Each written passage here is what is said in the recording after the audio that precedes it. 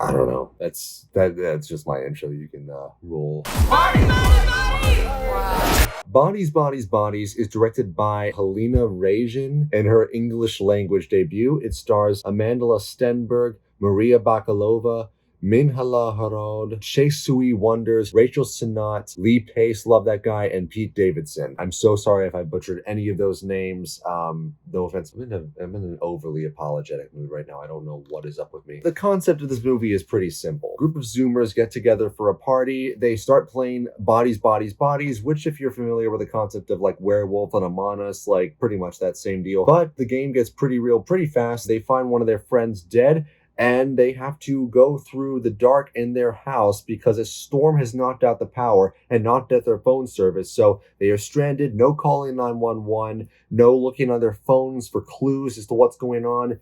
It's just them in this dark house trying to find a killer. So the first thing I can definitely say about this movie, it is very Gen Z. If you've seen the trailers, you'll know that it appeals a lot to Zoomer trends, honestly, in kind of an annoying way. But if the trailers put you off, don't worry, they give it a spin in the movie itself.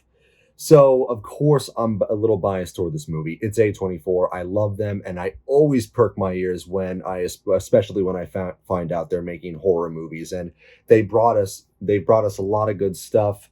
They brought us The Lighthouse, love that movie, and they brought us Everything Everywhere All at Once this year, which is one of my new favorite movies. So, yeah, love them. I gotta say, when this movie ended, I was just sitting in that seat with my friends. We did not know what to think of this movie. We were just talking about it aimlessly, what we thought of certain scenes, and then all of a sudden I asked, wait a minute, was that supposed to be a satire? And thinking back on the movie, I think it was supposed to be.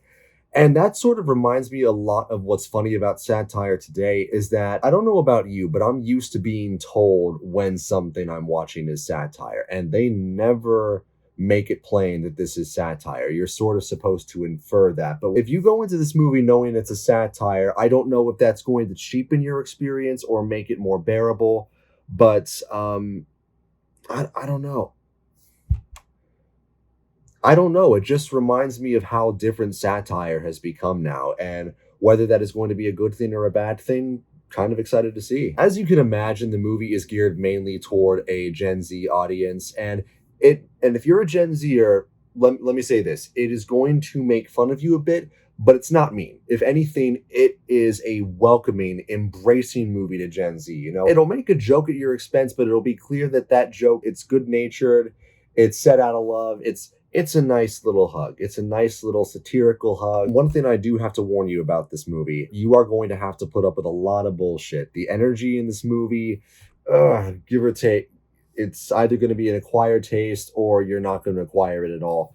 The characters, man, these are fucking assholes, dude. Bunch of classist, immature pricks who literally insult one of their friends at one point in the movie for being upper middle class. They get on my nerves big time, and I would bet good money that they are going to get on your nerves too. That being said, a good part of the reason this movie is satisfying, for someone like me at least, is because so many of them die. I'm sorry. I love seeing pieces of shit die, and the characters in this movie, they are annoying, they are vapid, they are obnoxious, and I'm just happy to see them go when they go. That being said, my annoyance with the characters is not the fault of the actors at all. That's just how they're written.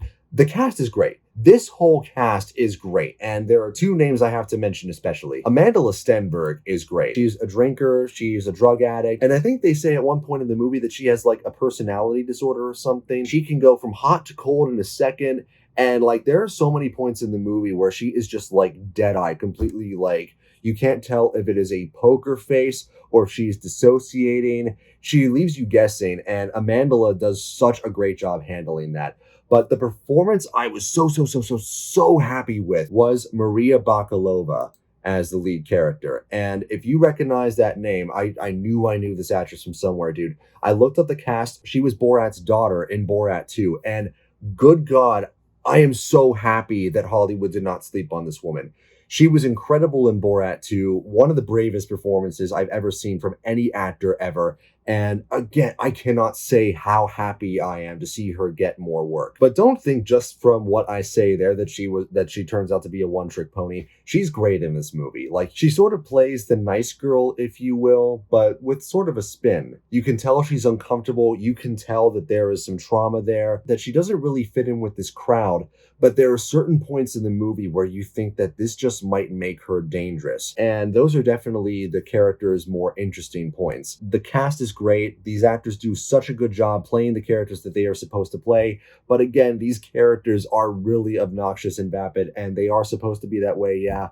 But they play with fire in that respect, and it's going to be a hit or miss depending on your preference. The marketing in this movie, I was kind of unsure if it was making a mistake or not, but at the end of the day, I think it's actually really clever. Bodies, Bodies, Bodies is marketed as a horror movie, but really it's more of a whodunit. So you are not going to get what you are expecting when you go into this movie. I can almost guarantee that. But I think that the way they completely 180 on you it's actually kind of cool. It makes the movie more interesting.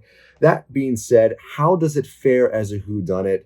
The last really good whodunit I saw was Knives Out, but the best will always be Clue. I mean, as long as Clue exists, as long as that movie was ever made, all the other whodunits might as well give up. I'm sorry, but like, that movie is just untoppable in its genre. But that being said, I think that the way this movie was done, I don't really think I'd change a thing about it, honestly.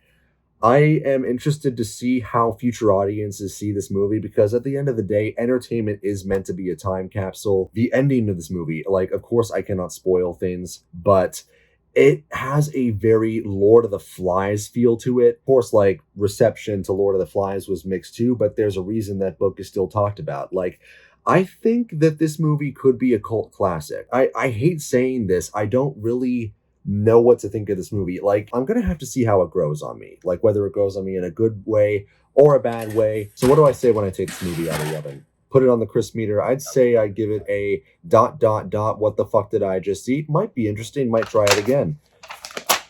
That's a rating now. I can do that. Sure, it's my show. Hope you guys enjoyed this review. If you did, please make sure to like, share, subscribe. Come join the Crispy Kingdom. We are all royals here. I also have a gaming channel and a clip channel. Thank you guys so much for watching. This has been real crispy. And that's it. The crisp is spoken. Take care.